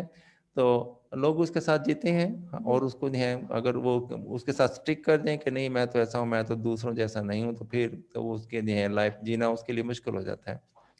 As in almost all cases of practical life, यानी अपनी प्रैक्टिकल लाइफ में वो जो एक्टिव लाइफ जो है उसमें opportunity knocks at our door, क्या था, as in almost all cases of practical life, यानी प्रैक्टिकल लाइफ में बहुत अक्सर ऐसा होता है opportunity knocks at our door, जो है मौके कामयाबी के मौके हमारी यानी दरवाजे तक आते हैं जी, एक एट दफा लीस्ट जरूर वंस, होते एक हैं। दफ़ा कम अज़ कम एक दफ़ा ज़रूर आते हैं। Same is the case with Laura, Laura के साथ भी ऐसा ही मामला है। Gym O'Connor brings an opportunity, उसके पास एक यानी एक कामयाबी का एक अपॉर्चुनिटी बन के आता है, but it went of like an illusion, लेकिन वैसे आता है ख्वाब की तरह आता है, ख्वाब की तरह चला जाता है। तो देयर इज नथिंग, उसकी जो उम्मीद है वो उसमें कोई उसको क्या कहते हैं कामयाबी या सक्सेस या होप उसको नहीं मिलती है। James going away, जिम का चले जाना suddenly represents the harshness of American culture। तो अमेरिकन कल्चर में जो तकदीर की सख्ती है उसकी तरफ जो है ये इशारा करती है, रिप्रेजेंट करती है। Where one plus one where one one plus one, जहाँ पे एक एक एक और एक दो के जो होते हैं, 1+1 और 2, जहाँ पे सीधा सीधा असूल होता है, एक और एक दो होते हैं, ये वाला असूल जो है दुनिया में अपनाया जाता है। It can not be but business like love, ये जो है मोहब्बत जैसे बिजनेस को ये कबूल नहीं करता, ठीक है। गिव एंड टेक वाला मामला है, यानी जो रियल लाइफ है उसमें क्या है, लेना देना ही होता है, गिव एंड टेक, यही सारे रिश्ते होते हैं, यही सारी बरादरी होती है, इसी सूर पे दुनिया चल रही है। अमेरिकन सोसाइटी जो है वो इस पे चल रही है। तो दूसरी जो है जहाँ पे ये चीज़ें नहीं हैं तो शायद वहाँ पे कुछ फीलिंग्स वगैरह की कोई बात हो। वहाँ मैंने आपको बताया कि इंसान तरक्की उस वक़्त बड़ी हद तक जो है हमारी कामयाबियाँ जो हैं हमसे कुछ कुर्बानियाँ माँगती हैं। वो कहते हैं यानी लाइफलेस होके अगर जिएँगे बहुत सारा ये अभी तक ये नहीं है, आई फील कि एक मैसेज जो है वो दिया जाता है कि आप जो हैं अपने जो फीलिंग्स हैं उनको डोमिनेट करें, उनको भूल जाएँ, उनके असरात कम से कम लें, कोई डीप अटैचमेंट किसी से ना रखें, काम काम काम करें, दिन-रात काम करें, पैसे कमाएँ वगैरह-वगैरह। बिटवीन 2 पर्सन्स, 2 शख्सों के दरमियान जो है जो मामला है वो गिव एंड टेक का हो गया हुआ है, ठीक है। बिज़नेस लाइक पीपल हो गए हैं और उनमें फीलिंग्स जो हैं वो ख़त्म हो गए हैं। ऐसा कोई नहीं होता कि अपने बिलॉन्गिंग्स जो हैं वो किसी ज़रूरतमंद को, अपने साथी ज़रूरतमंद को कोई दे। होना ऐसा चाहिए क्योंकि एक हाथ की 5 उँगलियाँ एक जैसी नहीं होती हैं। तो ये पाँचों उँगलियाँ मिल-जुल के रहती हैं, एक-दूसरे के लिए वो सैक्रिफ़ाइस करती हैं और ये इसीलिए सारी जो हैं वो कंफर्टेबल रहती हैं। और अगर इसमें किसी एक को भी कोई चोट लगती है तो उसके दर्द जो है वो पाँचों उँगलियाँ सारी फ़ील करते हैं, बल्कि दूसरा हाथ सारा जिस्म फ़ील करता है। तो इट इज़ हमारे जो फीलिंग्स हैं इस तरह के नहीं होने चाहिए कि एक को चोट लगे तो दूसरे जो है उसको महसूस ना करें। हमें चाहिए कि हम दुख-सुख शेयर करें, यही ज़िंदगी है और हमें जो है इसको अपनाना चाहिए। लेकिन ये मटीरियलिस्टिक वर्ल्ड है, अगर हम ऐसे करते हैं तो दूसरी या पहली बात ये है कि हम धोखा दे जाते हैं, अगर हम नहीं देते तो हमें धोखा दे दिया जाता है। तो इसलिए ये जो सारी सोसाइटी जो है आहिस्ता-आहिस्ता ये चेंज होती जा रही है। The play writer describes, play writer जो है बयान करता है the American system in terms of money and power. ये मैंने आपको पहले भी बताया है, इस पे मैंने काफ़ी लंबे चौड़े कमेंट्स दिए हैं कि मालो दौलत जो है इसने हमारी ज़िंदगी में बहुत करेक्ट जो है रोल प्ले कर रही है और ये करेगी। और जैसे-जैसे हम मटीरियलिस्टिक होते जाएँगे, रिश्तों की कमी होती जाएगी। What the western world is today, ठीक है, आज वो जैसा है, ये पहले ऐसा नहीं था। वो लोग जो हैं उनके अंदर जो है यानी कुछ फीलिंग्स जो है ऐसे यानी गिव एंड टेक वाला मामला नहीं था, दे सैक्रिफाइस फॉर वन अनदर। कई दफ़ा ऐसा होता था कि लोग जो हैं अपने साथी फेलोज़ के लिए वो कुर्बानियाँ करते थे, उनके लिए वो काम करते थे। तो दीज आर जी, द ओनली प्रॉपर थिंग्स, यही जो है मुनासिब चीज़ें हैं for a man to work toward, यानी इंसान जो है अपनी ज़ात के लिए उसने कितना कमाना होता है, वो कमा कमा के थक भी जाता है। तो आगे जब वो बहुत कुछ कमा लेता है तो फिर उसको टुवार्ड से क्या मतलब? टुवार्ड। हाँ वर्क टुवार्ड है, ठीक है। Man man to work toward, things for man to work toward, यानी चीज़ें जिनके लिए इंसान काम करता है। These are the only proper things, यही वो मुनासिब चीज़ें के लिए हैं जिनके लिए इंसान काम करता है। But Tennessee William doubts the system. Tennessee William जो हैं, चूँकि लिटरेरी पर्सन है, लिटरेरी पर्सन हैं, they are full of life. उनके फीलिंग्स होते हैं, वो कुछ महसूस करते हैं, ठीक है। उनके नज़दीक जो है मालो दौलत की इतनी नहीं अहमियत होती। वो समझते हैं कि एक शख्स जो है जो स्पिरिचुअली सेटिस्फाइड है, हैप्पी है, खुश है, तो वो उसको जो है वो पीस ऑफ लाइफ उसके पास है। दो चीज़ें जो हैं वो आपको साइंस नहीं दे सकेगी, दुनिया नहीं दे सकेगी। मालो दौलत आपको दो चीज़ें नहीं दे सकेंगी, एक सेहत का मामला और एक आपके सुकून का मामला। ये दो चीज़ें जो हैं ये अल्लाह ताला की तरफ से हैं। ये मिल जाए तो किसी फ़कीर को मिल जाए, ना मिले तो किसी बादशाह को भी नहीं मिलती। तो ये चीज़ जो है वो टेंडेंसी जो है वो इन चीज़ों को शायद रिकॉग्नाइज़ करता है। वो ये समझता है कि सिस्टम ऑफ लाइफ जो है, हमारी जो स्ट्रगल होनी चाहिए पीस की तरफ, हमारी स्ट्रगल होनी चाहिए हेल्थ की तरफ। तो वो जो है टेनेसी विलियम जो है वो इसको शक की निगाह से देखता है कि लोग ये सिस्टम जो है ये नहीं चल रहा है, ये सक्सेसफुल सिस्टम नहीं है, ये हमें। हेलो, मेरी आवाज़ आ रही? जी सर। अच्छा, जी तो जी आ रही है। टेनेसी विलियम जो हैं वो जो हैं वो शायद ये बताना चाह रहे हैं कि इंसान की ज़िंदगी में जो इम्पोर्टेंट चीज़ें हैं वो है पीस एंड वो क्या कहते हैं उसको, हेल्थ। इंसान को हेल्दी होना चाहिए, पीसफुल होना चाहिए। तो ये चीज़ें जो हैं ये मोर इम्पोर्टेंट इन लाइफ है। लेकिन दुनिया जो हमें वो क्या बताती है, ये हमारे इंसान के पास पैसा ज़्यादा होना चाहिए। पैसा ज़्यादा होगा तो फिर हम उसमें क्या होगा भाई, हम जो है जी उस क्या फिर हम खुश हो जाएंगे? क्या हमारी परेशानियां ख़त्म हो जाएंगी? नई परेशानियां तो उसी वैसी की वैसी रहती हैं। हाँ, वो नेकियां जो जब हम बाज़ का ऐसा होता है किसी जी की हेल्प करते हैं, नेकी करते हैं, जब हम अपने आप को किसी के लिए मुफीद साबित करते हैं तो तब जो है हमें सुकून मिलता है। अपनी ज़ात के लिए अगर हम सिर्फ इंडिविजुअली हम काम करते रहें तो हमें परहैप्स हमें ज़िंदगी जो है ऐसी अच्छी शायद ना लगे। यानी खाना पीना सोना आराम करना इसमें कोई मीनिंग नहीं है। बेहतर ये है कि होता ये है कि हमें सुकून उस वक्त मिलता है जब हम अपनी एफर्ट्स शेयर करते हैं। फॉर एग्जांपल ये हैं हम अपने पेरेंट्स के साथ हम अपनी एफर्ट्स शेयर करते हैं, उनके उनका हाथ बटाते हैं, तो दैट इज़ वेरी पीसफुल। इससे दोनों को जो है वो सुकून मिलता है और अच्छा फील करते हैं। तो that is life. He shows in the playing that American dream is a myth. वो बताता है कि अमेरिकन ड्रीम जो है, अमेरिकन ड्रीम का मतलब यहाँ पे कामयाबी है। अमेरिकन सोसाइटी में कामयाब होना ये एक खाम ख्याली है, एक मिथ है, एक ओल्ड स्टोरी है, that is not real. Poverty, lack of opportunity keep people from realizing their potential in an impersonal world. गुर्बत जो होती है वो उसमें जिसमें कि अपॉर्चुनिटीज कम पड़ जाती हैं, यानी इंसान को तरक्की, गुर्बत की वजह से तरक्की का मौका नहीं मिलता। की पीपल फ्रॉम रियलाइजिंग, यानी रोके रखती है लोगों को ये बात महसूस करने में, their potential in an impersonal world. Impersonal world यानी अपनी ज़ात के बाहर की दुनिया जो है उसमें जी उनकी पोटेंशियल जो होती है, उनकी सलाहियत बहुत कम होती है। ये बातें हैं ये रियलाइज़ नहीं कर पाते हैं गुर्बत के मारे हुए लोग, जिनको जो है कामयाबी के लिए मौके कम मिलते हैं। तो मतलब ये सारी जो कॉम्प्लिकेटेड जो सेंटेंस लिखा है इसका मतलब ये है कि गुर्बत जो है इंसान को जो है वो ये समझने में यानी इंसान इस दुनिया में जो इम्पर्सनल वर्ल्ड है, जो मटीरियलिस्टिक वर्ल्ड है, वो यही समझता है कि उसके फीलिंग्स जो हैं उसको इम्पोर्टेंट है। ये उसकी कामयाबी है, ये उसकी खूबसूरती है और इसकी कहीं न कहीं कदर कीमत होगी। तो वो अपनी ज़हानत की बात करता है, वो दी अक्लमंदी की बात करता है, वो लेकिन दुनिया जो है वो गिव एंड टेक, वो मटीरियलिस्टिक वर्ल्ड है, वो तो कहते हैं पैसे दो, तुम पैसे दो, पैसे लो बस दैट्स ऑल, या खरीदो या बेचो, या यही सिस्टम ऑफ लाइफ है।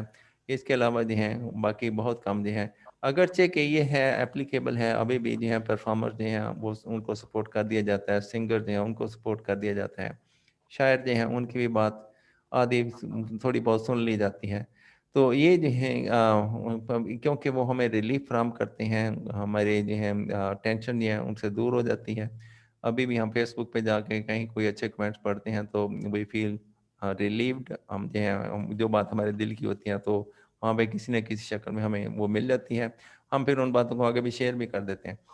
तो ये जो है शायर ये कहता है कि गरीब लोग जो हैं अपनी ही दुनिया में रहते हैं, अपने ख्यालों में रहते हैं, अपने ख्यालों में ही वो कामयाब होते हैं, लेकिन हकीकत जो कि दुनिया जो है वो बहुत मुख्तलिफ होती है और उसमें उनकी ये क्या कहते हैं उनके साथ चलने की जो सलाहियत है, पोटेंशियल जो है वो कम पड़ जाती है और इस बात को एक गरीब आदमी कम ही रियलाइज़ करता है कि वो आखिर तक वो अपनी जो फॉल्स होप्स हैं उनके साथ चिमटा रहता है।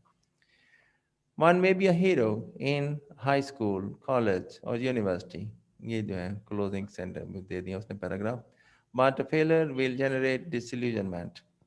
हो सकता है कोई कामयाब हो, हीरो हो, बड़ा अच्छी उसके पास डिग्रियां हों, सर्टिफिकेट हों, लेकिन हो सकता है इसके बावजूद जो है उसकी डिसइल्यूजनमेंट जो है यानी ज़ाहिर है नेचुरली जो अच्छी कारकर्दगी स्कूल कॉलेज में दिखाता है, अच्छी तालीम हासिल करता है, तो अपने ख्यालों ख्यालों में वो बड़ा इंजीनियर, बड़े अच्छे मुकाम पे वो पहुंच चुका होता है, कहीं डायरेक्टर बन के बैठा होता है ख्यालों ख्यालों में।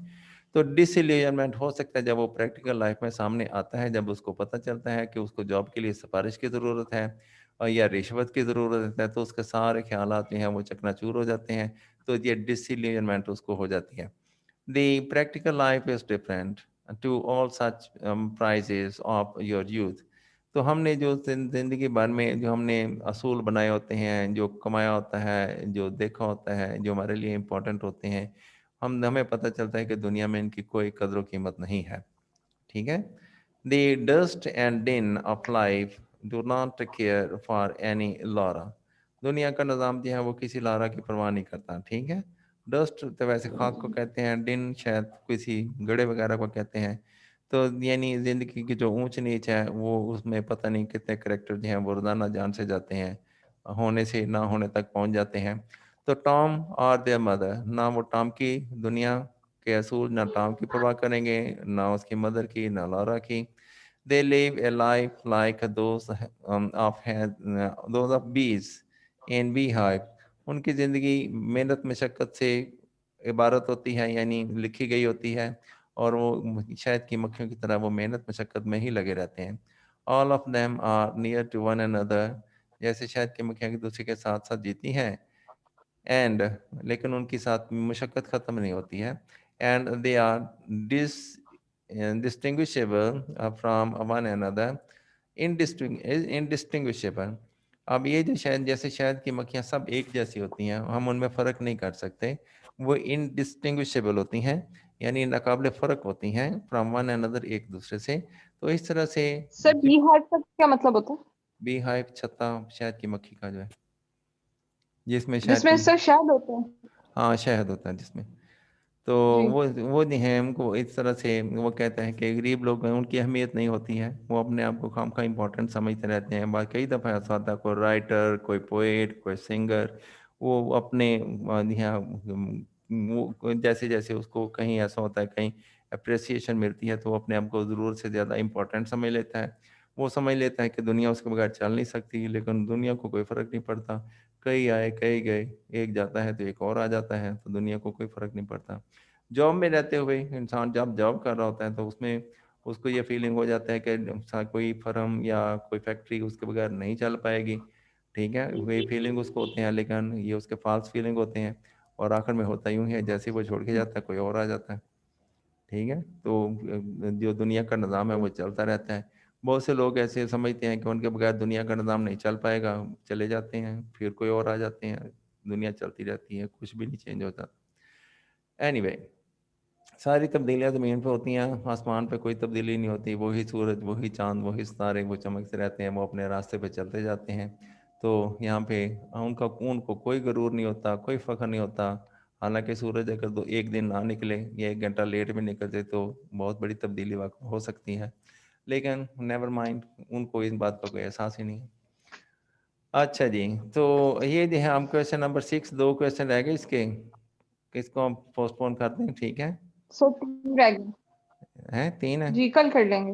हाँ, इसको नहीं मैं बाद में इसकी वीडियो बना दूंगा, आप उसको देख लीजिएगा। ठीक, अब वो जो इसमें जो सर लेकिन क्लास में कर देंगे। जी बेटा, कल क्लास में कर लेंगे। कल कल कर लेंगे। अच्छा चलें ठीक है, मैंने आपका काम रह ना जाए, कुछ जो है मिसिंग ना रह जाए। नहीं सर, ये मैं रीड करने की कोशिश करूंगी, अगर मुझे समझ आ गई तो फिर रहने देंगे, मैं और भी अगर ना हुआ मैं तो फिर ऐसे क्लास में करता कर हूँ, लेंगे। मैं जो है इसको मैं फारक को टाइम मिला तो मैं इसकी बना दूंगा मूवी, ठीक है। दो दो क्वेश्चन, 3 क्वेश्चन यहाँ मैं कर दूंगा। जी, क्योंकि मुझे और अभी पिछली भी आप भी देखनी है। आप भी किस कौन सी वाली? वो जो पिछली आपने मुझे हाँ भेजी है 2 क्वेश्चन की, 7 और 8, वो मुझे अभी देखनी है सही तरह से, अच्छा चलें, वो क्योंकि जो मैंने उनके लिए 7 हाफ किया था।